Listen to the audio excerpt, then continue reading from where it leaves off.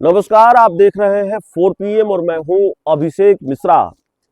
देखिए, कई साल हो गए, अब महीनों की बात नहीं करेंगे, 1 डेढ़ 2 सालों से ये चर्चा लगातार चल रही है कि बिहार के मुख्यमंत्री नीतीश कुमार के बेटे राजनीति में आएंगे कि नहीं आएंगे। बिहार के मुख्यमंत्री नीतीश कुमार के बेटे निशांत की पॉलिटिक्स में एंट्री होगी कि नहीं होगी। और अटकलबाजियों और कयासबाजियों से ये मामला आगे तब बढ़ा जब बिहार के सीएम नीतीश कुमार के बेटे निशांत की जो सक्रियता है उसमें बहुत बदलाव देखने को मिले। शुरू में जब ये चर्चा शुरू हुई तो निशांत से ये सवाल पूछा गया एक वक्त पर, तो उन्होंने कहा कि भाई देखिए, मैं तो कोई म्यूजिकल इंस्ट्रूमेंट खरीदने आया था इस दुकान में और मेरी रुचि तो अध्यात्म में है, इसीलिए म्यूजिकल इंस्ट्रूमेंट खरीदने आया था और क्योंकि मैं भजन वगैरह ठीक से सुन सकूं। तो उस वक्त सारे कयास खारिज हो गए कि निशांत जब इस तरह की बात कर रहे हैं तो दूर दूर तक इस बात की संभावना नजर नहीं आ रही है कि नीतीश कुमार अपने बेटे को राजनीति में लाएंगे या निशांत खुद राजनीति में आएंगे। लेकिन सवाल यह है कि क्या अब नीतीश कुमार ने यह फैसला ले लिया है कि वो उपेंद्र कुशवाहा की राह पर चलेंगे, वो उपेंद्र कुशवाहा की सलाह मानेंगे और निशांत की पॉलिटिकल एंट्री की राह सुनिश्चित हो गई है, उनका राजनीति में आना तय हो गया है। इस सवाल पर भी बात करेंगे। लेकिन हमने जो कहा कि निशांत ने खारिज किया और बाद में फिर क्या बदलाव देखने को मिले उस पर पहले बात कर लेते हैं।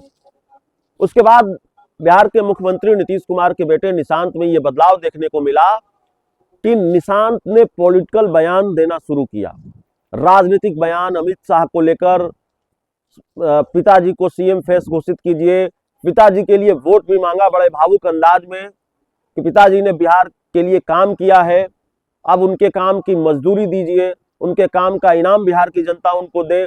इस तरह की बात निशांत करने लगे, बिल्कुल परिपक्व राजनेता की तरह नजर आए। अच्छी बात यह है जनता दल यूनाइटेड के लिए और नीतीश कुमार के लिए कि निशांत की जो छवि है वो छवि एक ऐसे व्यक्ति की है कि जो बिल्कुल साफ है, सरल है और कोई अहंकार नहीं है, संगठन में पहले से स्वीकारता है। इतनी स्वीकारता है कि जेडीयू के लोग बिल्कुल आतुर हैं कि निशांत कब राजनीति में आ जाएं।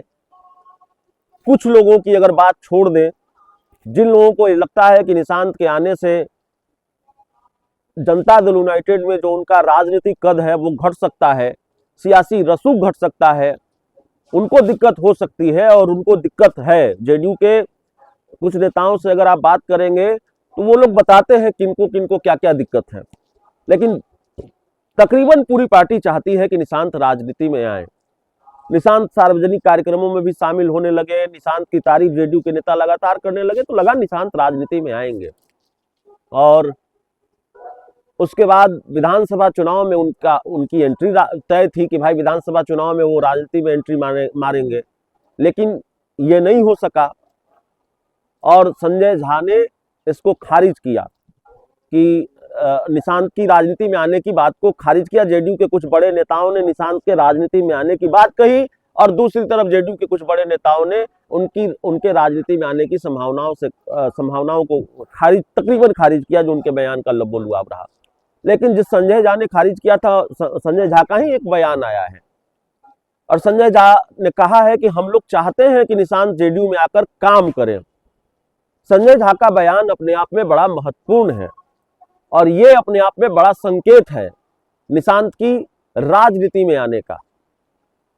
और कभी नीतीश कुमार के दोस्त रहे उपेंद्र कुशवाहा भी नीतीश कुमार को सलाह दे चुके हैं कि आप सरकार संभालिए, लेकिन अगर समय पर आपने पार्टी को लेकर फैसला नहीं लिया और पार्टी की जिम्मेवारी नहीं दी। उनका इशारा निशांत की तरफ ही था, क्योंकि निशांत के जन्मदिन पर उन्होंने नीतीश कुमार को यह सलाह दी थी कि पार्टी की जिम्मेवारी अगर आपने नहीं दी तो फिर इतना बड़ा नुकसान हो जाएगा जिसकी भरपाई आप नहीं कर पाएंगे।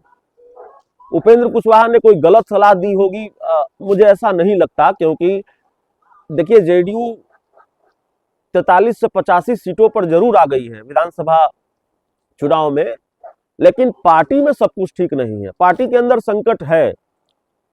पार्टी के 3-4 जो सबसे बड़े नेता हैं, उनमें से ज्यादातर के खिलाफ पार्टी के कार्यकर्ताओं और नेताओं में नाराजगी होती है।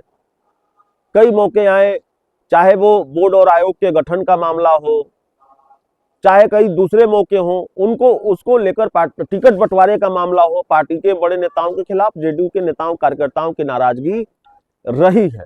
और इन लोगों को लगता है, और जेडीयू कई गुटों में बटी हुई नजर आती है। 2 बड़े नेताओं का एक गुट है, 2 बड़े नेताओं का एक गुट है, एक बड़े नेता का एक गुट है। इस तरह की स्थिति जेडीयू में रही है और कई बार तो ये खुलकर तकरीबन सामने आ जाता है। तो जेडीयू के कार्यकर्ताओं को लगता है कि पार्टी बचेगी तो हम बचेंगे, और निशांत आ जाएंगे तो वो सबसे स्वीकार्य चेहरा होंगे।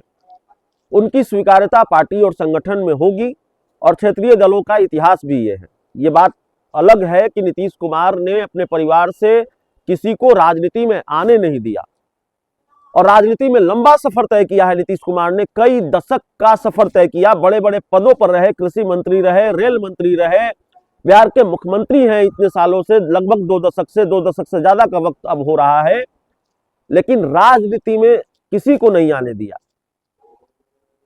लेकिन क्या नीतीश कुमार अपना प्रण तोड़ेंगे और निशांत की पॉलिटिक्स में एंट्री होगी? क्योंकि 2 बड़े संकेत मिले हैं। सिर्फ संजय झा की बात हम क्यों करें? क्षेत्रीय दलों का ट्रैक रिकॉर्ड है और क्षेत्रीय दलों की मजबूरी होती है। लोक जनशक्ति पार्टी को चिराग पासवान ही संभाल सकते थे, समाजवादी पार्टी को अखिलेश यादव ही संभाल सकते थे, मायावती की पार्टी को आकाश आनंद ही संभालेंगे। बहुत सारे उदाहरण हैं, और जिन्होंने इस लीग से हटने की कोशिश की, तो कुछ उदाहरण शायद ऐसे भी हैं उनको नुकसान उठाना पड़ा। वो पार्टी फिर आगे का सफर बहुत आसानी से तय नहीं कर पाई, या तय ही नहीं कर पाई। तो निशांत मजबूरी है, और 2 बड़े संकेत जिसका जिक्र कर रहे हैं, सिर्फ संजय झा के बयान की बात नहीं है, बल्कि नीतीश कुमार, मुख्यमंत्री नीतीश कुमार के जो बड़े भाई हैं सतीश कुमार, उन्होंने भी निशांत के राजनीति में आने की बात कही है। तो ऐसा लगता है कि नीतीश कुमार और उपेंद्र कुशवाहा की राह पर चल सकते हैं। जैसे उपेंद्र कुशवाहा ने बेटे की राजनीति में एंट्री कराई, नीतीश कुमार करा सकते हैं, और उनकी एंट्री हो सकती है निशांत की। और फिर निशांत जनता दल यूनाइटेड में, मैं ये नहीं कर रहा हूं कि उपेंद्र कुशवाहा ने बेटे को मंत्री बनाया तो नीतीश कुमार भी बेटे को मंत्री बना देंगे, लेकिन जेडीयू में निशांत की भूमिका सुनिश्चित की जा सकती है, जेडीयू में निशांत को लाया जा सकता है। इस पूरी रिपोर्ट में इतना ही। बहुत बहुत धन्यवाद।